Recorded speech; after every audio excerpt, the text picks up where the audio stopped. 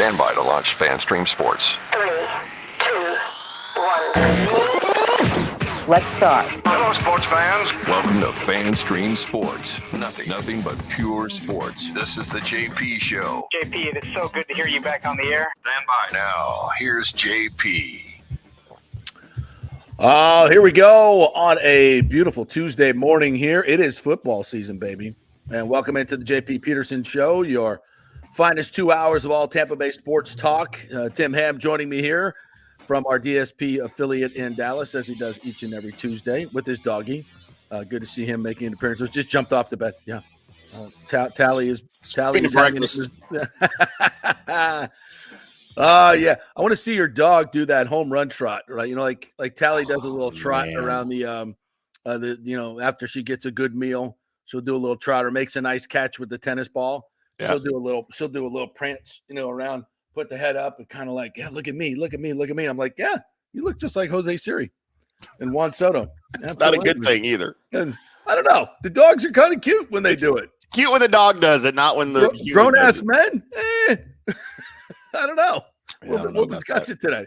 We'll get into some football with Scott Reynolds, who will join us at 10:30.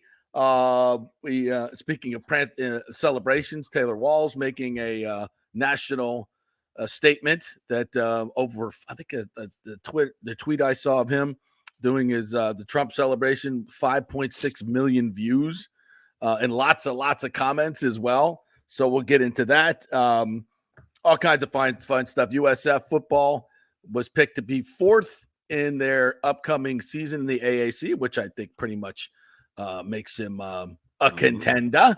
So lots to get to. The Tristan Wirfs contract, all that good stuff. Good morning to you, Tim. How are you? Good morning. Doing well here. And and just John Hill's already like, Wirfs contract. Yeah, I want some of that. Yes. And we do all this in the background. Well, sports is such a great distraction, is it not? I was watching a show last night, the new I think it's on Peacock, called For Those About to Die. And it's about ancient Rome. Uh-huh. And looks really good. I haven't seen it, but it looks really good. Yeah. Anthony Hopkins plays the ruler. It's a little cheesy, but you get into it. But it was the opening episode is about this coup that's going on in Rome, and the mob is getting pissed off because there's no food in the streets, so they're attacking the palace, right? And what do? They're like, oh, there's a race today. Everybody go watch the chariot races. And sports is a great distraction for what's going on, in the world of politics. So what is old is new again, right? Here we are as we watch we finally come to the realization, like, you know what? This whole democracy thing has been a complete sham for quite some time. Oh, yeah. Yes, you are correct. It has been. I'm not getting political right or left, folks. You just have to look at what's happened in the last 11 days and go, are you effing kidding me? Like, this is a democracy? No, it's not. It is not even you. The Secret Service director goes up on the Hill yesterday and has no answers. Fiasco that was. What? No answer. Can't even say how many shell casings. All the recordings of the Secret Service intercom. We didn't record it that day. Isn't that a shocking development? We have no text messages. The local police who are normally in on those channels were not in on those channels today. The most obvious place for a shooter was not covered. And everybody wants to say this is just incompetence. No, it's not, folks. You have to be a complete moron to believe that. And you know how she got her job, right? She used to guard Cheetos. She was on Biden's vice presidential detail. And then when he became president, I'm sure there were other favors involved here. Yes. Because she's been no means qualified. Very close to the Biden family. Yeah, she's a long time. And the Secret Service people become part of their family, when they protect them 24/7. Sure. And so obviously she's, completely compromised in that way. And again, this is not political right or left. It's just, this is a destruction of what's going on. And then suddenly Joe Biden is not competent. No, maybe you just wanted to wait till this point, throw him out there for the earliest debate ever, throw him to the wolves and say, oh, we didn't realize that he can't do this anymore. Really? You've been lying to us for that long? Like Man. everybody's seen it, for God's sakes. And now we can handpick whoever we want to be the next puppet. It's really fascinating. It's really fascinating. And listen, as Portnoy said yesterday and today, and I'm with him on this, I'm not an automatic Trump vote. If you brought somebody forward that I knew was going to, try to put democracy back in and get rid of the deep state, I would be like, yeah, let's go. Let's go. I mean, Trump is by far not a perfect candidate. RFK Jr., you want to run him as a Democrat? I'm seriously thinking about voting for him. Yeah, he would never run as a Democrat, though. No, though, because he's just like Trump in terms of getting rid. And so he's not part of the uniparty. Yeah, and it's just fascinating to see in plain sight that this is and again, whatever your politics are, you have to objectively look at this and go, oh my God, what the hell is happening? But hey, the Yankees beat the Rays yesterday. It's football season. Let's talk about that. Talk about something that has some significance. Just keep the masses distracted, but this by the circus, and we'll just do what we need to do over here. So we recognize that, and we say, whatever. It is what it is. There's nothing I can do about it, or you can do about it. Except, I guess, go vote in the election. Please go vote for something, just for the love of God. Yeah, because that's going to count. Pretend like it matters and Pretend go vote. like it matters. Yes. So anyway, it is what it is. It's just, but it was a bizarre time that we're living. Oh, and by the way, there's planes falling out of the sky, coming within 150 feet of Tampa Bay. There's 3 Southwest planes, or 3 planes in the last 3 months. That happened here in Dallas. Yeah, about 2 weeks ago. Yeah, 700 within 700 feet over rooftops. Yeah, at 3 a.m. Just zero explanation. Yeah, zero cockpit recorder. Mm-hmm. Just boom, 700 feet. Like people's car alarms were going off, and the green camera footage in the neighborhoods were, added on the cameras.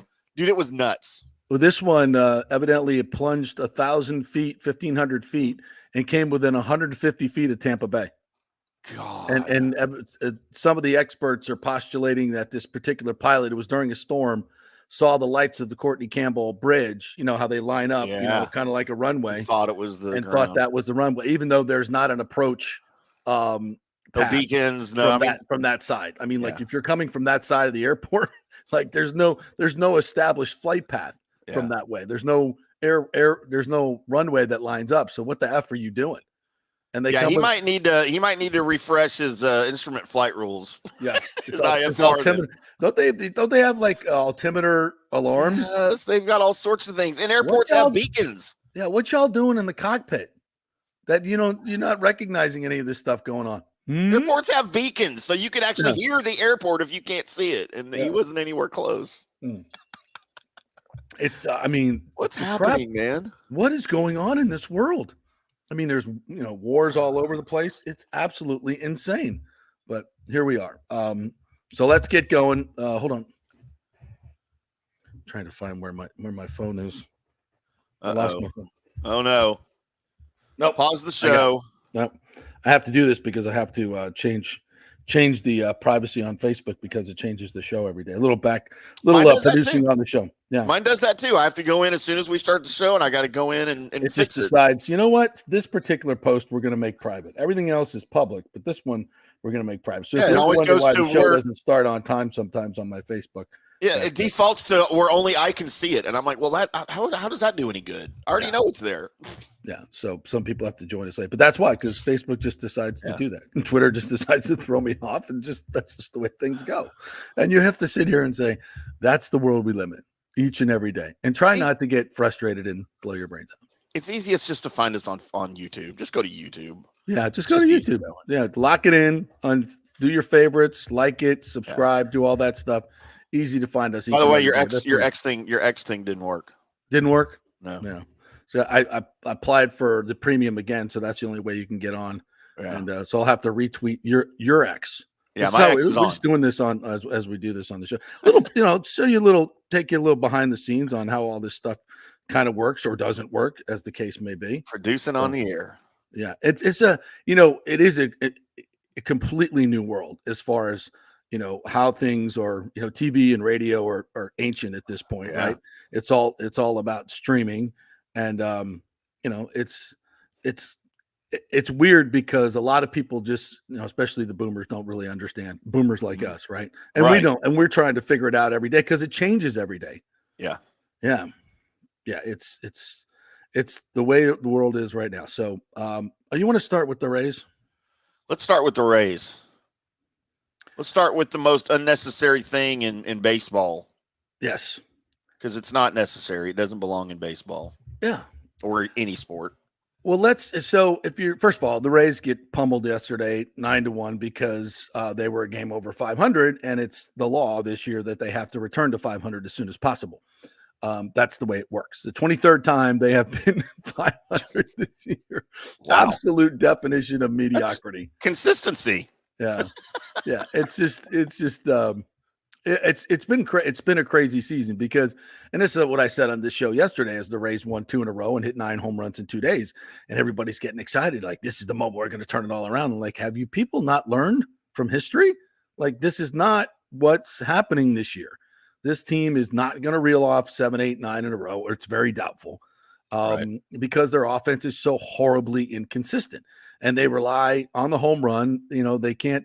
They don't have a whole lot of power, which is why their offense is next to the worst in the league.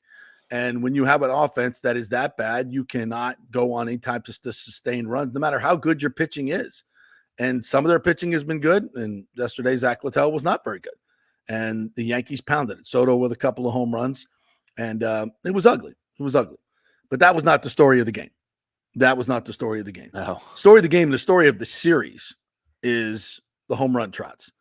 Interesting, this morning on ESPN, they had a graphic that in this series alone were, I think, 6 of the eight longest home run trots. They're now, that they now time home run trots? Yeah. Yeah, they time home run trots. And I guess Siri is second in the league.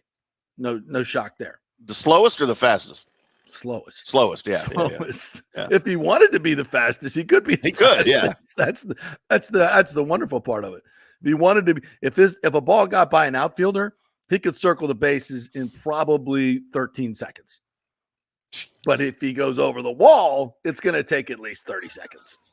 So that's the difference. I wonder what his trot, like what the time difference is for a blast out of the park and an inside the park home run. That's what it would be. I would love to see that. He can circle the bases in about 13 seconds.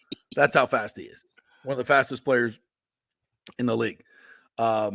So yeah, but when he pimps it, he pimps it. So it's a 4-0 game yesterday. And evidently Michael Kay had enough. And when this was posted on Twitter, all Rays fans were like, shut the F up, Michael Kay.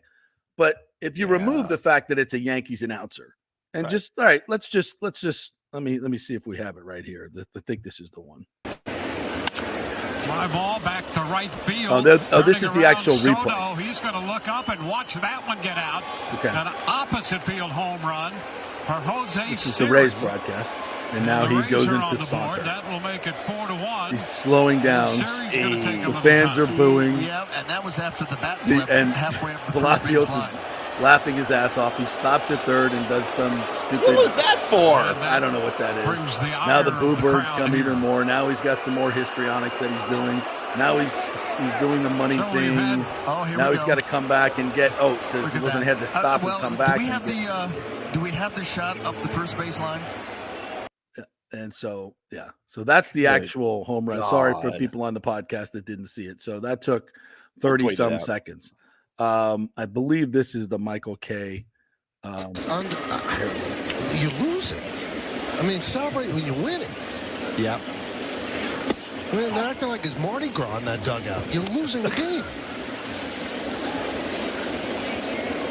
But I asked Aaron Boone about it today, and he said, it's a new world. Mm-hmm. Yeah. He says he tries to look away.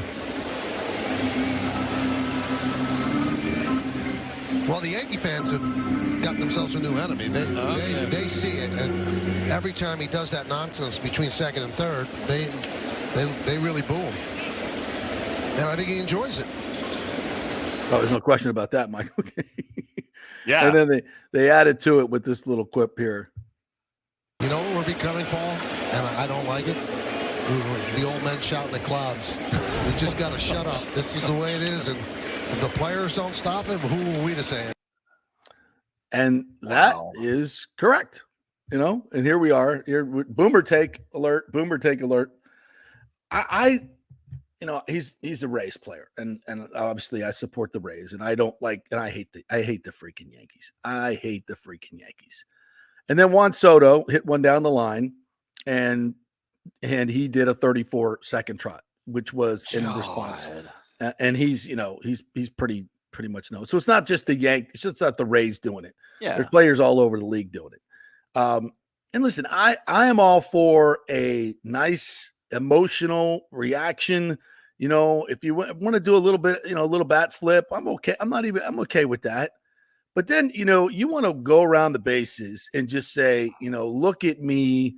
I'm going to just walk around the bases and home run trot. And then I'm going to do the histrionics and all this other stupid, that's completely unnecessary in my opinion.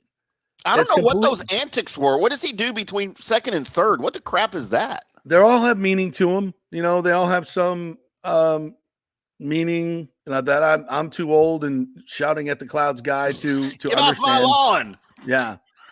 I just, although right listen, I don't necessarily think that things just because, things are new, they're great. Right. In fact, it's quite the opposite. In my opinion, in a lot of different ways. And again, I think guys that say, "Oh, you should never bat flip, you should put your head down and just run around the bases." No, I don't agree with that. I think there is a very nice, classy, happy medium here that can be reached. And Siri is way too over the top for me. Too over the top for me. And when some of these histrionics get into the way they play baseball, I have a problem with it. I would point to this particular Rays team this year as the most fundamentally unsound team I've ever seen. And Siri is notorious for lollygagging and showboating and all those things that take away from your play. That affect your play. John Hill, one of our listeners who's watching this morning again, they are being a mascot, clown shows. It's a great point. But something that he pointed out last week that I thought was great because he goes to the games and he watches the guys. And he was saying how, Randy Arozarena, instead of watching the pitcher while he was on deck, was, chatting to the crowd, throwing baseballs up over the net and not paying attention to the pitcher while he's on deck. That's inexcusable. This is part of your job as a hitter is to watch what the pitcher is doing before you. He may be tipping his pitches. You have to watch the velocity. How's his command today? Every game is different. Even if you faced this pitcher before, every game is different, and you have to pay attention to what's going on when you're on deck and when you're in the dugout, by the way. You should be watching the pitcher and watching and talking about that instead of talking about your home run or whatever the hell you're doing. Focus on the freaking game, will you? It's not just, I don't like the histrionics, I'm a boomer. I'm like, this is your job. You have your 2.5 hours a day. You need to be focused on baseball. And I think these Rays players are focused on anything but most of the time. Let's put it in football terms. It's all the little things are cute, the little home. You come in, you want to celebrate the home run and do the thing down the tunnel. Fine. Do you look like a softball team? Yes, you do. I'm more like, let's act like we've been here before.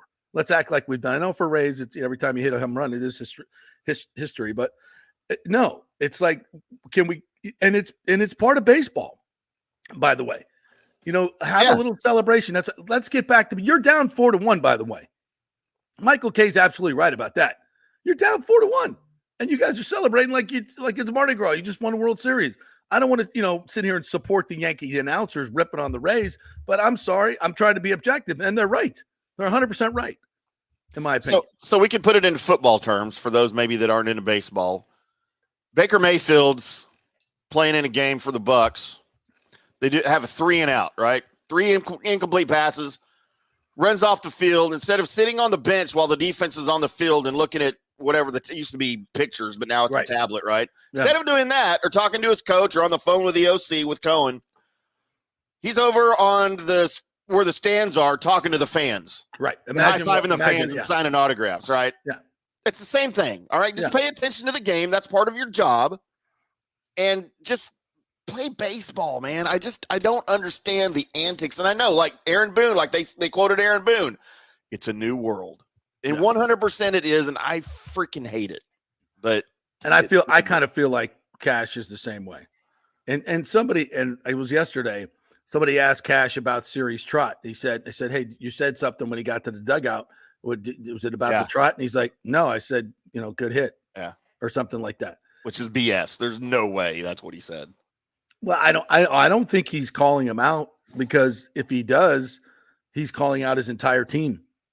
They all do it. It's a culture of this team. And it's also a culture of this team that they do not play good fundamental baseball like Rays teams used to do. Yeah, it seems to me like the histrionics crowd, the crowd that likes to celebrate everything and not in an organic way. It's not organic. It's all these choreographed 35-second prances around the bases. And listen, I know the Yankees were doing it too, but I think they were doing it in response to what the Rays were doing. And, is that just as good? No, it's not. But I have a less of a problem with that if they're making fun of the opposing team for doing it. I don't have a problem with that. That's their reaction. Let's go back to a better time, if you want to call it that. Sammy Sosa, all right? Yeah. Big home run hitter, big steroid user. We all know he would not only use steroids, he corked his bats. Okay, we all know it. Yep. But you know what? Facts. When he had his home run trot, he didn't do any of that, the whatever that he did until he crossed home plate. And he's doing it as he's on his way to the dugout. Yeah. I don't have a problem with that. Yeah. I didn't understand what the hell it was. I thought it looked goofy, but that was his thing. But he did it after the trot, after he touched home plate on his way to the dugout. Do whatever you want. Back in the 2010, 2011, the Rangers, when they were on and losing World Series, they had their little thing with the claw and antlers. All right, a big play, you throw the claw up to your teammate, right? Right. Yeah. Hey, great play. Right. If you made a great base running play or you hit a double or a triple, you look over the dugout and you do the antlers, right? Well, it didn't affect the play. It was just that was it. Half a second, done. And it was over. Done. Yeah, you're celebrating with looking into dugout. You're celebrating with your team. These guys, it seems to be like all about me, And even if you hit a bomb and you want to admire it a little bit, I'm okay with that. You don't have to put your head down and run around the bases. That's not what I'm saying. You hit a bomb and you went, oh wow, I smoked that one. Watch it a little bit, but just again, have a little class to it. Have a little. There's. Yeah. I don't even think it's a fine line. Like what Siri's doing is way over the top. Way over the top.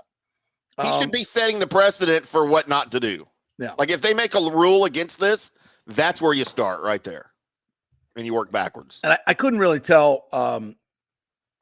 Well, in the game, I think it was the game yesterday. Siri came over and made a kind of he ran over. There was a ball in the right center gap, and he's so good at covering ground. I don't want to take anything away from his physical abilities because they're tremendous. But I'll tell you this: if the guy actually paid attention, he could probably be a 270 hitter instead of a 210 hitter. If he actually was paying attention and studying pitches and pitchers and paying attention to the game. But this was another one. I think it was Palacios was coming behind him. Or no, it's DeLuca, and he goes to dive for the ball, and Siri just comes in front of him and jumps up and grabs the ball. And they did an ISO on him for the last 20 yards that he was coming at the ball. And at no time did he call the ball. No, at no point did he say, I got it. He didn't say anything for the last 20 yards for a ball that's in the gap. And that's just me saying, well, why are you not? That's baseball, man. DeLuca could have just absolutely obliterated you and screwed up the play, but you're just, I'm showboating here. I'm just going to run and jump up and grab the ball. And it's like, come on, dude. That's outfield defense 101. Communicate with your center field. Call the ball. And then DeLuca gets up and is like, where did you come from? I didn't hear a thing. I didn't hear. And that's, you could end a dude's career that way and your own. Yeah. And your own. And so, I think, look, if the Rays were 25 games over 500 and, Siri was hitting 280, would it be, would I still be complaining? Probably. but at least you'd be getting the job done. You're not getting the job done, and in too many instances, there's a lack of focus on this team. We see it every freaking – nobody covered second base the other day. There was a ball hit in the outfield, and Soto – and Soto's pimping it. He thinks he's got a home run, so he's not even running. So he's doing it, right? Run. You hit the ball, run. Unless you know it's gone. Anyway, so Siri comes over, misses the ball, and then throws the ball back. Nobody's covering second? How does nobody covering second base when a guy's going for a double? Like, how the F does that happen? Because you thought it was gone and you didn't think you should cover it? And, it's a home run, so I'm not going to run and cover second base. What are we doing? And this is 4 or 5 times a game. You see stupid plays like this with the Rays. On the base pass, out in the field. It's just a lack of concentration. It's a lack of concentration. It's a lack of focus. They're more focused on what earrings they're wearing or, what trot they're going to do or what signal they're going to do or what histrionics than they are covering second base. Can we freaking cover second base? I mean, it's just ridiculous. Again, if you're ball buttoned up, like most Rays teams have been in the past, and you're on your details and you want to do all this stuff, I'm not going to like it, but at least I can, say that you're not getting the job done. You're a 500 team. And mostly because your defense sucks. You have no focus. Your at-bats are trash for the most part because it doesn't look like anybody's studying any video. They're wasted at-bats. Why can't you hit with runners in scoring position? Because you guys don't have any idea what's coming. It doesn't look like any of you studied any video, and you're just swinging at pitches that are out of the zone because you don't know what the plan is. This team looks like to me it's totally distracted and thinking about other things than baseball. So it's not just Yankee announcers, whining and bitching because they always do anyway. It's actually something real. Am I wrong? Right. Baseball fans out there, am I wrong? Rays fans, what do you see from this team? Like John Hill said when he went to the game, I see guys that are more interested in playing to the crowd, and which is nice to interact with the crowd. I get it, but get your job done. You can do both, but most of your time should not be distracted with all this stupid stuff. First priority is to win the game. If you can interact with the crowd and win the game, that's great. So, JP, at what point does this become a Kevin Cash problem? Because that's his job, to keep his guys in line and to keep his guys focused on the game, to get his guys prepared for each game, for each pitcher, for each matchup. That's right. And then at what point does it – I know his history there. He's won. I get it. I've kind of How long does that buy him? How much time do those World Series how much time does that buy him? Well, let me just say this. I'm not in the clubhouse. I'm not allowed. I'm not in the clubhouse. But I know Kevin Cash. I've known Kevin Cash for a long time. I've watched him manage for a long time. I've watched his teams for a long time. And this team is different. This team is way different for all the things I just discussed. This is not a Kevin. And I've been saying this all year long. Not just this. I'm not some Johnny come lately to this. I've said this all year long. And if you've watched the Rays, and you guys know, you watch the games. How many times a game, and not to mention the grotesque amount of errors they've made this year, where they're 26th, 28th in defense. Terrible. Never been like this a Rays team. And a lot of that is focus because they got good defenders. But this is not a Rays team. They're not buttoned up. And I look at Kevin Cash's demeanor all the time, and I say, he's checked out. Like, I look at his interviews and I go, he's like, whatever. Like, what? Like, don't ask me about and when he's asked about these gross, distracted, bad baseball plays, he kind of just shakes his head and, and kind of blows it off. Right. But you can see the frustration in his face. You can see it. You can see it. So I think he's kind of, accepted it. He's never going to make it public. And he sat a few guys down, but he's not going to make it public. And he's not going to, I'm sure he makes his point in the clubhouse, but it's pretty clear that with this group of guys, it's not getting through. So, and that's why one of the main reasons I would say some of these guys need to be shipped out, and they need to get the culture back to the way it used to be, in my opinion. Well, it needs to happen soon. Yeah, well, it's a good opportunity. I mean, the season's not quite lost yet. It's time to sell. It's time to sell. This team is not going anywhere. It can't play defense. It pitches every once in a while. Offense is wildly inconsistent and not good. No, they're 56. Their run differential. Well, it's probably 64 today. I haven't checked, but you just lost 9-1.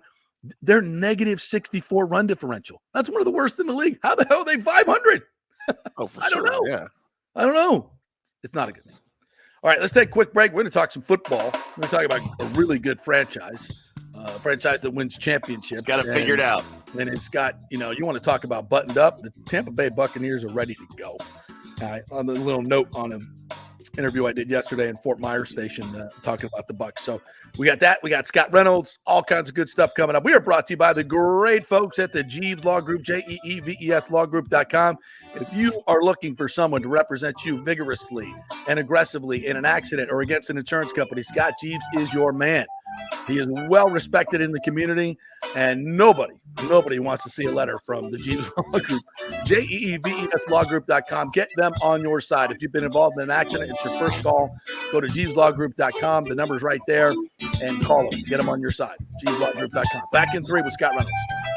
Get ready to dazzle this summer with the largest jewelry collection at the Gold and Diamond Source. Feel the heat of July with the fiery brilliance of ruby. That's July's birthstone, ruby. Well, that's my birthstone. I'll take one. It's perfect for adding a touch of luxury to your summer style. Embrace the unique beauty and significance of July's gemstone for any occasion, from beach parties to evening soirees, and mark a special 15th anniversary with a stunning ruby, the traditional gem of this very important milestone. And take advantage of our exclusive offer, 5 years of interest-free financing. That means you can own a $5,000 ring or watch or anything and pay only $83 a month with zero interest. And when you shop online, you can enjoy a special summer discount of 15% off July's birthstone. Make this summer unforgettable by visiting the Golden Diamond Source and finding the perfect piece to shine in the sun. It's the Golden Diamond Source, 3800 Oberton Road, always online at thegoldendiamondsource.com. As we head into summer and hurricane season, you must make sure that your home is fully insured. Over 40% of people in Florida are not fully insured because property rates have gone up lately. Your home is worth more, so it needs to be insured. Call the great folks at Italiano Insurance, 813-877-7799 to make sure you're fully insured. And also, you might just save some money. There are new companies coming into the state all the time. In fact, we just shopped our homeowners insurance, and I'm telling you, folks, we saved over $550 because Charity, the great customer service at Italiano Insurance, did all the work and found us a better company and a cheaper company. She'll do the same for you. 813-877-7799. Do something about these high rates. Shop them around. Could save you lots of money. It's Italiano Insurance. Been doing business here locally for over 60 years. 813-877-7799. Tell them JP sent you. Hey, Tampa Bay sports fans. This is two-time LPGA major champion Jane Geddes here. After winning the U.S. Open and 10 other LPGA events, I wanted to try something completely different. So I came right off the top turnbuckle and landed in the crazy world of WWE. And yes, you heard that right. That's WWE. Working for the Vince McMahon as the VP of Talent Relations for the company. Now, though, I want to work for you. Everything I've done in my life, I've done with incredible passion. And now I've turned my focus to leading the best real estate team in Tampa Bay, the Geddes Gordon Group with Keller Williams in South Tampa. If you're looking for a new home, an investment property, or looking to sell your current home, we will give you major championship level service. When you choose Geddes Gordon Group, you become part of our inner circle, like family. So if you're looking for a few golf tips or a golf course view, we're going to stripe it right down the fairway. Call me at 813-485-6808 or go to gettysgordongroup.com, or again, give me a ring at 813-485-6808. JP here for TryHydrateHeroes.com. That's our new website where you can get a free 3-pack of the great Hydrate Heroes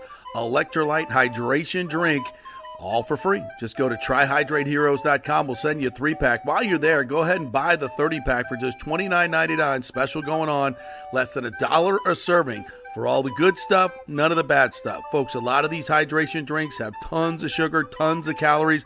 Hydrate Heroes, just 5 calories, and they have all the electrolytes in there. plus other stuff that's going to benefit you. A mushroom blend that will help with inflammation. So much other good stuff in there. None of the bad stuff. It's Hydrate Heroes. Go to tryhydrateheroes.com and get your free 3-pack. The new Tropical Punch flavor is out, and it is fantastic. They'll send you some. Just go to tryhydrateheroes.com. Get all the information there. Pick up a 30-pack as well. Tryhydrateheroes.com. All the good stuff, none of the bad stuff. JP here for Third Generation AC and Plumbing. And Third Generation really says it all, folks. The owner, my friend John Rodriguez, has been in the AC and plumbing business since 1995. They built their business on honest assessments and doing great work on time for a great price. Simple, right? Did you know many AC techs are incentivized on big commissions to sell new AC units, and you might just need a drain cleared? So if you want someone you can trust, that's John Rodriguez and Third Generation Services. Check out the 5-star Google reviews. If you have a plumbing or AC emergency, call 813-961-8024 and a human will answer the phone. That's 813-961-8024 or go to thirdgenerationplumbing.com. Let's go. Right now, back to the show on FanStream Sports. All right, welcome back to the JP Peterson Show. Waiting on Scott Reynolds there. I can't talk because of all our... No Scott yet. Okay. He said he's joining us. I'll give him a little nudge to jump on. Welcome back to the show, by the way. Brought to you by the great folks at Italiano Insurance. Boy, those homeowners rates are going crazy. So I just had mine shopped around, and we saved $500. So that's a lot of beer. That is a lot of beer. And when, considering everybody else is going up thousands of dollars, yeah. So why don't you have them shopping around, and you never know what's going to happen. So 813-877-7799. See, I kind of multitasked there. I texted and I did a live read. It was a crappy live read. I will be, 100% honest about that. But we got the information out there, and I think the point was made. Go save some money. Call Italiano Insurance while I'm texting Scott Reynolds. As I get older, it's so much harder to multitask, is it not? My God, it's almost impossible. Yeah, I do a lot of multitasking when I co-host the show for you because I'm trying to do video stuff and I'm trying to post things on X and transfer files and crap like that, and it's almost impossible. Mm-hmm. I'm sure everybody looks at me and it looks like I'm really distracted and not paying attention to the show, but I promise I'm doing stuff for the show and I'm not looking at the screen. That's why I try to be transparent, tell you people what I'm doing. I'm not going to bull crap you. Like you guys don't know. Like he sounds like Kamala Harris. Like what kind of word salad was that? Yeah, absolutely. That's right. Well, you'll hear things on this show you won't hear other places. That's for damn sure. That's true. Let's welcome in our good friend Scott Reynolds from the Pewter Report. How are you, partner? Good. How are you guys? Oh, it looks like it must be training camp because you got a haircut. You got a haircut. You looking good, brother. Ready to sweat my what off. I know. We're all excited about training camp. And then we get out there for the first half hour and they're stretching and I'm fully drenched in sweat right now. Why are we here? Yeah, exactly.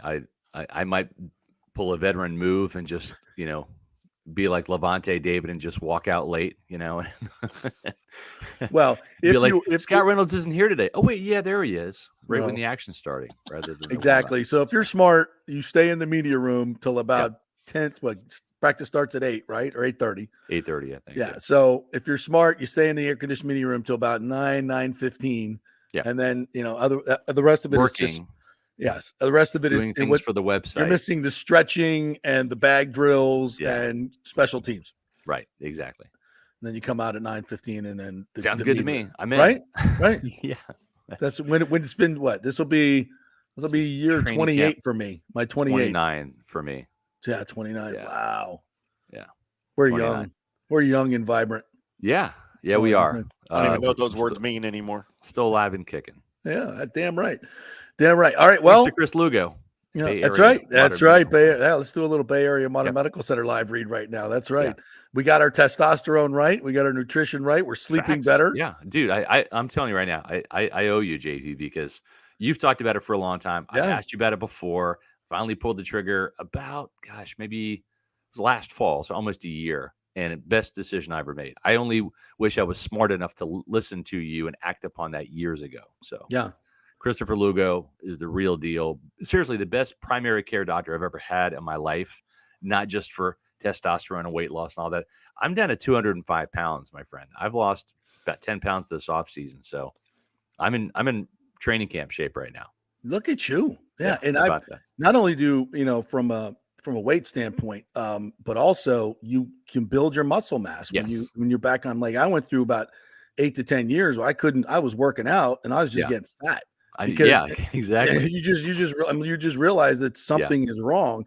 And then when you actually go in and you start working out and you're gaining your muscle mass back, which of course eats more wait calories. a minute, I'm 52. I'm not supposed to be doing this yet. I am. Like I'm 40 again. So it's cool. So, wait, we have breaking news here. Oh man, to feel 40 again. I can't even imagine. This is more breaking news. Oh, the Secret Service director resigned.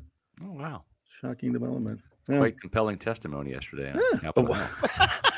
It sounded like an SNL sketch. Is what it really did. It really did.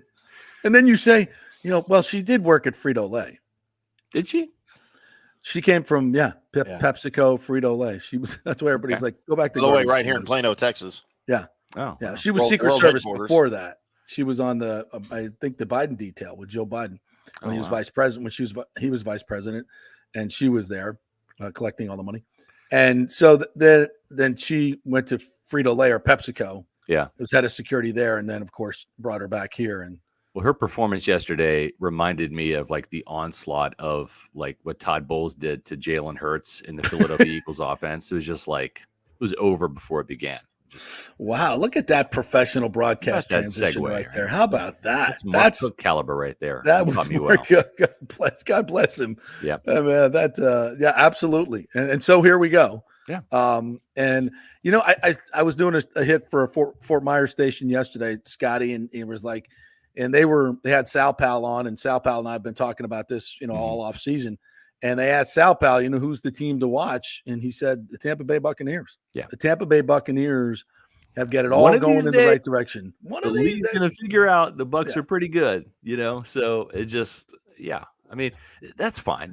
They don't mind being in this underdog role. I mean, they're the hunters once again rather than the hunted. That's okay. I mean, this team's used to it, and they're fighting for respect. And the only way you're going to get respect is in the postseason. And, they got to beat the Lions. They got to beat the 49ers. Both of these teams are on the schedule, so they'll get one crack at them there, probably another shot at them in the playoffs. And I just see this Buccaneer team. We might have talked about this before, almost like the Lions last year, where, they were like 9-8, didn't make the playoffs. And then last year, hey, Moose, shut up. I'm on the air. Sorry, it's my dog. Moose. He literally barged in. I had my door closed. He literally found a way to open the door, and there is a dog across the street he's barking at. Anyways, that's my point. We're talking about Lions, Moose, not dogs. Yes. The Lions then make this big, huge leap last year, 12-5, win the division, etc. And I think the Buccaneers are capable of that. I do think this is a double-digit winning season for the Buccaneers. Is it 10 wins? Is it 11? Is it 12 like the Lions had last year? We'll see. It's going to depend on a couple things.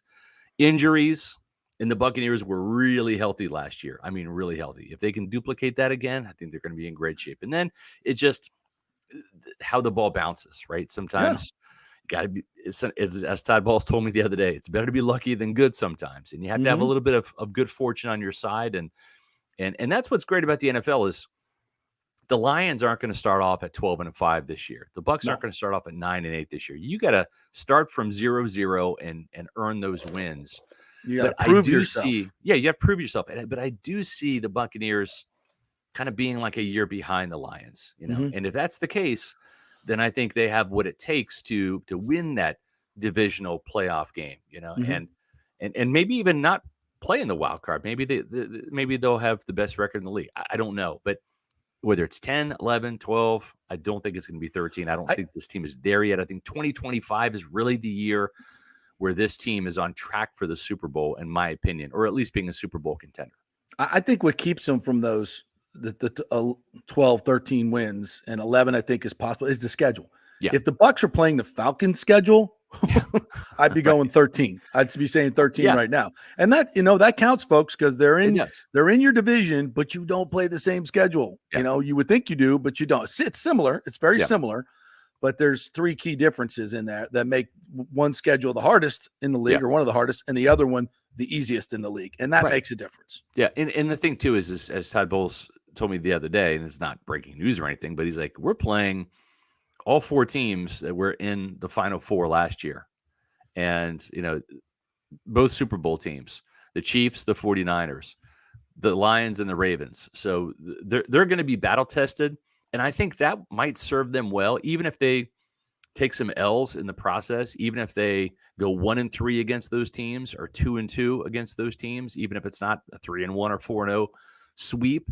I think that the experience they'll gain, they're going to have some measuring sticks throughout the year. And one of them's going to be in week 2 at Detroit to see how much progress they made. They made some progress against the 49ers last year. It wasn't that 35-7 blowout that it was in Brock Purdy's rookie season.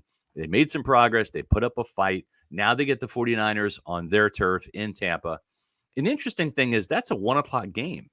That's a little rare. Usually it's a 4:00 game, especially for West Coast teams. That's a 1:00 game, which means the 49ers are going to be playing at 9 like a.m. really early, like 9 a.m. So sometimes those time zone differences, sometimes elevation when you get to Denver and stuff, sometimes those little things matter. So we'll see how the Bucs and 49ers fare this year against each other. All right, so Tristan Wirfs is the, if we got a nitpick about anything, I mean, you got, all over the league, you got controversies everywhere. Jordan Love isn't practicing. Hassan Reddick is holding out. Aaron Rodgers has to answer all these questions about minicamp. There's none of that going on in Tampa. The only thing we got is Tristan Wirfs probably not going to practice until they get this deal, which I'm fine with. And I don't think it's going to take deep into camp. Is that where you're no at? Animosity. This would be the friendliest hold in ever. Tristan will be there smiling and saying, "Hey, I'm a veteran. It's my year 4. If I take a week off from the wear and the tear and underwear football, all that stuff, that's fine." You're right too. That's the thing, JP, is these first 3 practices are going to be an extension of OTAs in the minicamp, which is flag football. And then the real fun starts on Sunday. And so I wouldn't be surprised if this deal isn't done through the first week and maybe it drags into the second week. I think they're going to come to an agreement. I do know that the Bucs front office literally closed down for summer vacation. Mike Greenberg got some R&R. Jason Light got some R&R. They did not even pick up the phone, and they said, we'll deal with this week. So they're restarting negotiations this week. Maybe something gets done. Maybe it drags on for a week or two, but I would be a little bit more concerned if Tristan Wirfs was making the switch from right tackle to left tackle this year, but he already did it last year. He's got that under his belt. He's a smart, cerebral football player. When it comes to the blocking schemes, they're not that much different in terms of the workload between Dave Canales' system and what Liam Cohen's going to be running. So if he holds out a week or two, I'm not concerned. It won't be a holdout; it'll be a hold in. He'll be in camp. Scott Reynolds joining us here from the Pewter Report. Training camp basically open now. The rookies are in. Is there, when you watch the first few days, are there guys that you're going to be eyeballing, maybe new faces that are out there that are trying to make a name for themselves? Who are those guys that because we know who the vets are. We know where the battles are. Right. But there's also battles to make this team. And there's always a few guys that end up, being, Zion McCullum was one of that guys. Even though he was a draft pick, you could see early on that he was going to contribute. Who are those guys? I think the 2 sleepers, the undrafted free agents that you want to keep an eye on in camp, on one side of the ball and the other, Cameron Johnson, the wide receiver out of Tiny Barton College. Yeah. I mean, he's really generated some buzz. I mean, he could be in line for that wide receiver 5 or wide receiver 6 job. We know it's Mike and Chris. And it's either going to be Jalen or Trey for that number 3, and whoever loses is number 4. So really, will this team keep 6 wide receivers? I think so, because they're going to be Sterling Shepard too. It was interesting. Yeah, there's a chance there, but remember, this guy was kind of semi-retired. Yeah, he was. And he's 30. He's got some injuries that have slowed him down a little bit. He's not like a big possession receiver like a Keyshawn Johnson. He's an insurance policy. He's an insurance policy. Exactly. Yeah. He's an insurance policy. He's a guy that is going to hang around and help out the young guys and stuff. And if there's a role, if there's an injury, then he's the insurance policy. Yeah. If not, he might not make this team. But I think that Cameron Johnson could be in line for wide receiver 5 or 6. I think Raheem Jarrett's also in the mix as well. Mm-hmm. So this team could keep 6 wide receivers, only 3 tight ends this year, because they're going to be running 11 personnel, which is 1 running back, 1 tight end. Thank God. Yeah, Thank God. I'm with you. Hey, this offense had to come into the 21st century at some point, right? Yes, it did, and it's here, and it's fun, and it's exciting. I don't want to see 3 tight ends on the field, especially when none of them are over 240. And none of them name is Gronkowski, right? So, yeah, that's agreed. With all due respect. Yes. Was that a Canales thing you guys had to deal with? Yeah, okay. It was a Canales thing, yeah. I mean, he went with 12 personnel, and the problem is you need your best 11 on the field in almost every situation. Mm-hmm. And when you go with that second tight end, like that's not the 11th best player. It's just not. So I think that you're gonna see this roster really adhere to its strengths, and it's going to be a perfect seamless fit for Liam Cohen's offense. Yeah, spread the field. Running into lighter boxes. Yes, because you got 3 receivers over here, 1 tight end flexed over there. It's just going to spread things out. It's going to help the running game as well as it's going to help the passing attack. The guy on defense to keep an eye on is Tyreek Funderburk, undrafted free agent, cornerback out of Appalachian State. I think there's one little maybe Achilles heel in terms of depth. It's cornerback. Mm-hmm. Not sold on Bryce Hall. He's not the fleetest of foot corner. Really? To me, reminds me of different body style, but playing style, Jerron Bolden, where 20 yards and in, he's your guy. Mm-hmm. But this guy is not going to win foot races. Yeah. Right. I mean, if you're playing man coverage with this guy and he does not get the effective jam, I mean, 25 yards down the field is not going to be pretty. And we saw that a couple of times. He got burned second day of minicamp by Raheem Jarrett for a touchdown on their very first play of 11-on-11, and then also later in the drill. So something to keep an eye on. But Tyreek Funderburk is a player that can play nickel. He can play outside. He's worth keeping an eye on. And then I think the guys to really watch from this rookie class, I would not be surprised if by midseason, certainly by the end of the year, you've got 4 starters out of this draft class. Talking about Graham Barton, who will be your day 1 starting center. Chris Braswell will eventually at some point start opposite Yaya Diaby. I agree. Might be a half the season kind of thing, like it took Diaby a while, but he's going to ultimately get there. Then you've got the 3rd round guys, Jalen McMillan, who I think has the edge over Trey Palmer, just a little bit more of a fluid, a little bit more of a consistent catcher. Yeah. And then Tyke Smith, I think he's going to win the starting nickel job. If he hasn't won it already, he's going to win it in the first week. He is not the athlete that Antoine Winfield Jr. is, but in terms of the football IQ, the instincts, the seeing it before it happens, catching the ball, the playmaking ability, it's going to be like having another Winfield back there. And I think that was the missing ingredient, because as solid as Christian Izien was, it's like he had 2 interceptions. One was a very heady play in week 1. The other one was a little bit of a gift in week 2. And then no interceptions for 17 straight weeks. They need more playmaking out of that nickel corner, that slot position. And I think that Tyke Smith's going to be that guy right away. And so that's 4 starters on a very stacked Buccaneer roster, talent-wise, that are coming out of this draft class. And typically in any year, in any draft class for any team, you hope to get 2 or 3 starters.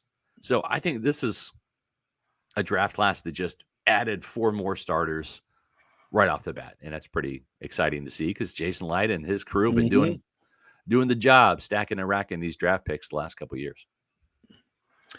Scott, defensively, one of the things we saw all the time was miscommunications. And this is one of the things where I think this team is so much better, because when you take out a Devin White and a Carlton Davis and a Ryan Neal. Mm-hmm.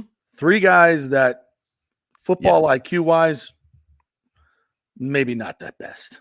Yeah. Maybe not the best. And you replace them with guys that I think are probably going to be very high IQ guys in what is a very I want to say difficult defense, but it's a lot. And when Todd is operating at its best, this gives him a lot more options that he can call with confidence. Combo coverages that will fool the defense, the better quarterbacks, which you're going to see on this schedule. You got to be able to disguise stuff and be able to throw multiple different things at him and have the confidence that these guys are going to be able to run it. And you're not going to see some guy running wide open 25 yards down the field, which happened a lot last year, and giving up 3rd and 17 like it was, Tootsie Rolls at the doctor's office. Yeah. It's just that's where I think this defense makes a dramatic change and goes from 26th in passing defense to hopefully in the top 15. I agree. I think Zion McCollum, Todd Bowles called him my guy. He's like, that's my guy. Zion McCollum is going to be a huge upgrade this year over Carlton Davis. He is a sponge. He's got it up here. He's got the athleticism down there. I think as long as he stays healthy, and he stayed healthy all last year, I mean, it seems like he's one of those guys. I think he's going to be a big upgrade there. Jordan Whitehead, we've talked about before. He is the traffic cop. He is the air traffic control. He is the communicator in that secondary. He and Levante David are like this when it comes to seeing the same thing, saying the same verbiage. So all 11 guys are on the same page. KJ Britt, Todd Bowles spoke so highly of KJ Britt, and he's like, I love Devin White, but man, KJ Britt he's just a student of the game, and his football IQ, his recognition is off the charts. He's never out of position. He may not have that sideline to sideline speed, but sometimes that would get Devin in trouble, overrunning plays, trying to run around blocks rather than taking them on, staying in your gap. So, and I think we saw the improved run defense down the stretch because of KJ Britt's insertion. And the good news is if Britt is not athletic enough to essentially handle the third downs, the 3rd and longs, those obvious passing situations, Todd Bowles might go dime and bring in an extra DB, or it might be a situation where Servassier Dennis, another high football IQ linebacker, comes in. Remember, this was the pick 6 guy last offseason in the training camp. Situational, positionless defense. Yes, and it might be a situation where you have Servassier Dennis come in on those passing downs because he is a very good blitzer. He's very good in coverage. Again, not the athlete that Devin White was in terms of his sideline to sideline speed, but probably more agile, more fluid than KJ, and having that kind of similar football IQ and the ability to read, react, and all of that stuff. So I think that Servassier's football IQ is higher than Devin White's was. And I think that his athleticism is higher than KJ Britt's. So you might see a platoon there, and that's not a bad thing. Todd Bowles is going to put the best 11 guys on the field for every down and distance situation that come up. And I think Graham Barton really is the focal point for me on offense in terms of changes and upgrades. There's not going to be a competition with Robert Hainsey. That's not. No. It might be like last year's quarterback competition. Yeah, that's what it's going to be like. Graham Barton does not want to be handed the job. Okay, fine. We'll play the charade. You're in a competition, Graham, but you're going to get the lion's share of those snaps with the starting quarterback. There is some value to having some reps with Kyle Trask because, as we know, especially the quarterback position, you're one hit away from the backup quarterback being in there. So it is vital. Robert Hainsey last year was in his 3rd year of snapping the ball to Kyle Trask, right?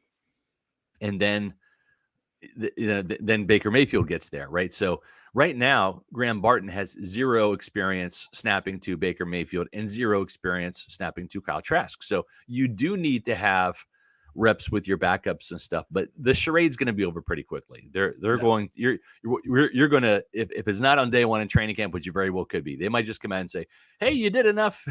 You did enough in OTAs with no pads on to get the starting job, Graham. Yeah. So it's going to happen sooner or later for him. He's going to be the guy because you want to get as many reps as possible with your starting quarterback. So you start seeing those formations and make the line calls together as quickly as possible. And I want to see him move some people too.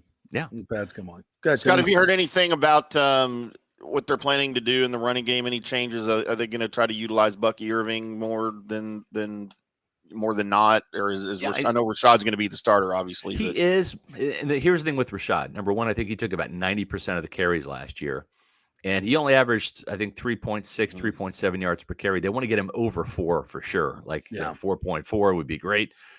And the only way that happens is to decrease the workload. So you're more productive because you're fresher. You've got fresher legs.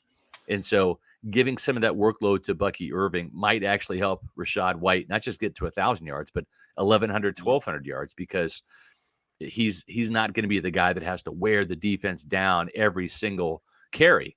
And then I think the other thing too is you look, he was healthy for all 19 games. That's rare for running backs. Yeah. So you want to take some of that wear and tear off him to keep him healthy and fresh into the postseason. And I do think that he is going to be a factor in this running game. I think there will be a 1-2 punch. Chase Edmonds will be that third running back just because he's the old crafty veteran. But I think more than anything, the two things that are going to help the running game, three things. Number one, you're going to see the 3-by-1 splits open up the middle of the defense, run into lighter boxes. Number two, Baker Mayfield's ability to change the play at the line of scrimmage. Way too often, there were DOA plays, dead on arrival, where you walk up the line of scrimmage and you call the run to the right. The defense knows it's coming based on down distance formation tells, right? They watch film, and you're looking at, a no-yard play, a 1 or 2 yard run. I didn't chart it, but I'd say 65% of Rashad's carries were in 12 personnel up the middle. Probably. Yeah, probably. Yeah. And then I think the third thing is just more plays. And that's Liam Cohen coming out and saying that. This is not like my observation where I'm charting the plays and stuff. Liam Cohen said, well, part of the running problem last year was not enough plays. We're going to have more running plays this year. More running plays on film gives defenses more time to study. There's only X amount of time, practice time, you have as an NFL defensive player. And if you have to prepare for, and I'm just pulling these numbers out of my hat here, if you have to practice for 24 run plays, okay, you break up the time and you get reps against those plays. If you're practicing against 48 run plays, what I mean by that is same running plays at a bunch of different formations, some with shifts, some with motions and all of that. So it's not really 48 run plays, but it's 48 plays that have a particular run out of these different shifts, personnel groupings, formations, motion, etc. And the more you put out there on film in the preseason, the more defenses have to study. Yeah. And so it's less reps against the same play. So if you only have, let's call it an hour's worth of practice time where you're going up against a particular offense and you got 24 plays, you can handle that. If it's 48, you're not going to get nearly as many reps, right? Because you have twice the amount of plays you have to study for. So that's where it's going to help too, is it's not going to be as easy to guess what the Buccaneers are going to do. They're going to be less predictable as a result of having more running plays. And run plays versus nickel and dime defenses will probably average at least a yard more per carry. And if you look at Kyron Williams, who was a slow running back coming out of Notre Dame. He was a Pro Bowler last year, 12 touchdowns, I think over 1,100 yards. I want to say he averaged close to 5 yards a carry, just because of the offense he was in. Right? If you put Kyron Williams in the Bucs offense last year instead of Rachaad White, he's not a Pro Bowler. He's not getting 1,000 yards. Right? Rachaad White might be a better running back than Kyron Williams, but the production was there because the offense was there for that. And I think you're going to see a similar type of offense here in Tampa. And if I had to guess, I think Rashaad's probably looking at 1,100 yards.